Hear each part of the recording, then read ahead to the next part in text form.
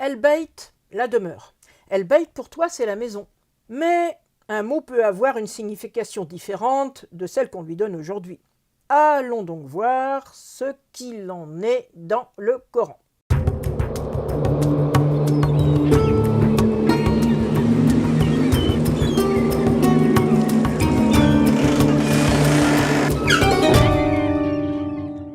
Comme tu le vois, le mot est bâti sur une racine irrégulière avec un « ye » comme seconde consonne, ce qui nous donne le verbe « bata » qui signifie « passer la nuit quelque part ». Mais alors, quel rapport entre dormir la nuit quelque part et la maison?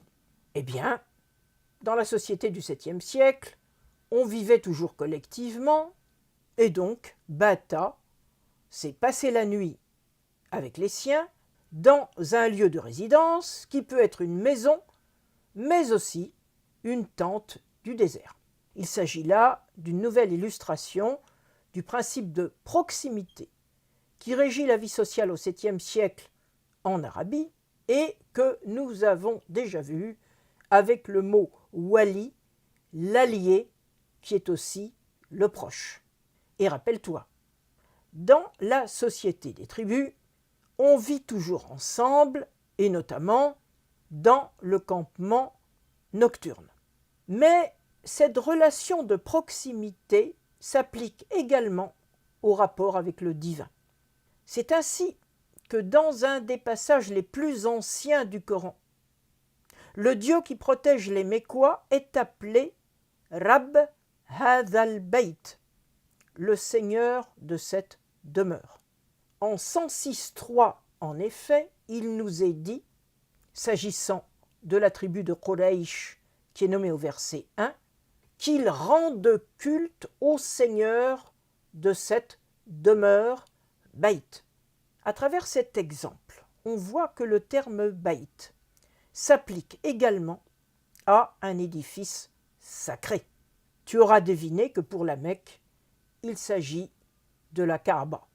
Ce qui nous est d'ailleurs confirmé dans un passage plus tardif, celui de 597, où la Kaaba est désignée explicitement comme la demeure sacrée, El-Bayt el-Haram. Dans la courte sourate 106, le Seigneur, qui n'est pas encore présenté comme créateur, assure une protection totale à la tribu mécoise en garantissant la réussite de ces deux voyages caravaniers, celui de l'hiver Chita et celui du printemps Saïf, mot sur lequel nous aurons l'occasion de revenir, puisqu'en arabe coranique, le mot Saïf ne désigne pas l'été. Le Seigneur de la demeure garantit aussi aux Mécois d'être préservés de la famine, Joa, et de la peur, Khaouf, la peur des attaques de tribus hostiles. C'était d'autant plus crucial pour les Mécois qu'ils ne disposaient sur place d'aucun moyen de subsistance et qu'ils devaient constamment se déplacer pour avoir leur pain quotidien. Le Bayt mécois était l'objet d'un culte qui est évoqué dans le Coran et qui fera l'objet de plusieurs vidéos.